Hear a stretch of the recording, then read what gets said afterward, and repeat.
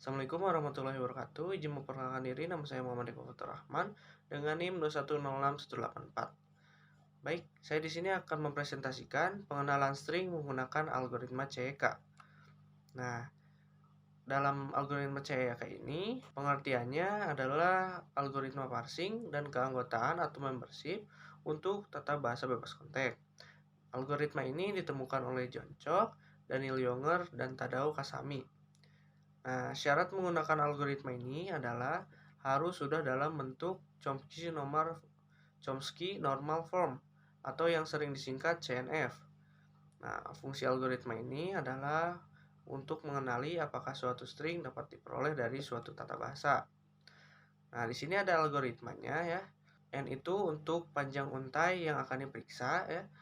I menyatakan kolom dan J menyatakan baris. Nah, pada tahap 1 dan 2 ini berfungsi untuk mengisi tabel baris pertama pada kolom 1 min n. Nah, nomor 3 iterasi dari baris kedua sampai n. Nomor 4 iterasi untuk mengisi kolom 1 sampai n kurang baris tambah 1 pada suatu baris. Nomor 6 inisialisasi v ij dengan kosong. Nomor 7 dan 8 iterasi untuk memeriksa mana saja yang menjadi anggota VIJ. Nah, pada nomor 8 ini ya terdapat rumus ya BC ya. B-nya itu memuat VIK dan C ini memuat VJ tambah K sama C kurang K. Selanjutnya contoh dengan aturan proksi sebagai berikut. Nah, apabila kita buatkan dengan tabel ya. Nah, maka tabelnya akan seperti ini ya.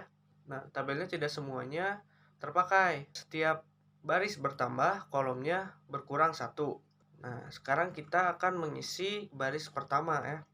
Nah, untuk baris pertama ini, nah, di sini ada contoh untuk pembacaan string ABAC ya. Nah, kita masukkan saja di satu-satu. Kita masukkan variabel yang menghasilkan A ya. Di antaranya ada P1, ada S, dan Z1 ya. Nah, kita masukkan. Terus selanjutnya V21 yang menghasilkan B diantaranya P2 dan Z2 ya. Nah, selanjutnya untuk V31 menghasilkan A itu diantaranya P1, S, dan Z1. Sama seperti V11 ya. Nah, selanjutnya untuk V41 yang menghasilkan C ada P3 dan S ya. Baris ke-1 sudah terisi ya. Selanjutnya baris kedua. Nah, pada baris kedua ini di sini kita menggunakan rumus yang berbeda ya. Nah, rumusnya yaitu VIK digabung dengan VI tambah K sama J kurang K ya. Kita isi V12 ya. Nah, seperti di bawah ini sudah terisi ya. VIK-nya V11 ya. VI tambah K 1 tambah 1 ya. J kurang K berarti 2 kurang 1. Jadi V11 digabung dengan V21. Digabung maka hasilnya V11 digabung dengan V21. Nah, cara menggabungnya itu seperti berikut ini ya. P1 dengan P2 ya. Jadi P1 P2, P1 dengan Z2 ya. Jadi P1 Z2. Selanjutnya S dengan P2 jadi S P2, S dengan Z2, S Z2. Nah, selanjutnya Z1 dengan Z2 ya. Z1 Z2. Nah, setelah digabung ya. Nah, setelah itu cari dari hasil penggabungan yang tadi mana yang menghasilkan aturan produksi dari hasil penggabungan yang tadi. P1P2 tidak ada ya. P1Z2 juga tidak ada. SP2 tidak ada juga. SZ2 tidak ada. Z1P2 tidak ada. Z1Z2 juga tidak ada ya. Sehingga hasil akhirnya untuk V12-nya kosong ya. Nah, selanjutnya V22 sama ya seperti yang tadi, namun di sini ada perbedaan. Di sini yang hasil akhirnya itu ada ya. Kita coba lihat hasil akhirnya P6 dan A. P6 itu hasilnya dari P2 dan P1 ya, hasil dari P6. Dan ada A ini hasilnya dari P2 P1 juga ya. Sisanya tidak ada. Q32 juga sama. Nah, selanjutnya kita masuk ke baris ketiga ya. Nah, pada baris ketiga ini si K-nya nambah ya. Yang tadinya K-nya cuma 1, sekarang ada 2, K1 dan K2. Kita cari dulu untuk K1-nya. Nah, seperti ini ya. Sama seperti tadi caranya. Nah, selanjutnya kita cari K2.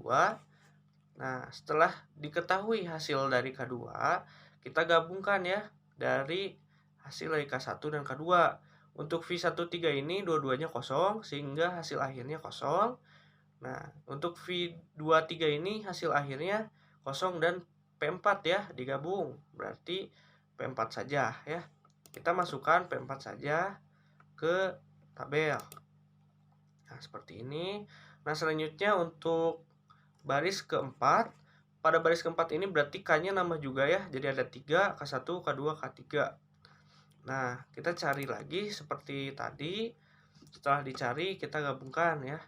K2 dan K3-nya ini kosong ya. Hasil akhirnya hanya pada K1. Kita gabungkan ya. K1, K2, dan K3-nya. Sehingga finalnya P5 dan S. Nah, jika tabelnya sudah terisi semua, kita lihat ya, pada baris terakhir ya, atau di sini baris 4 kolom ke-1 ya, V14 itu yang terakhir ya. Kita lihat apakah terdapat variabel akhir ya pada baris terakhir ini. Jika terdapat, maka string tersebut diterima ya. Apabila tidak terdapat variabel akhir, maka string tersebut ditolak ya. Sekian presentasi dari saya. Mohon maaf apabila terdapat kekeliruan, kesalahan pengucapan. Akhir kata, wassalamualaikum warahmatullahi wabarakatuh.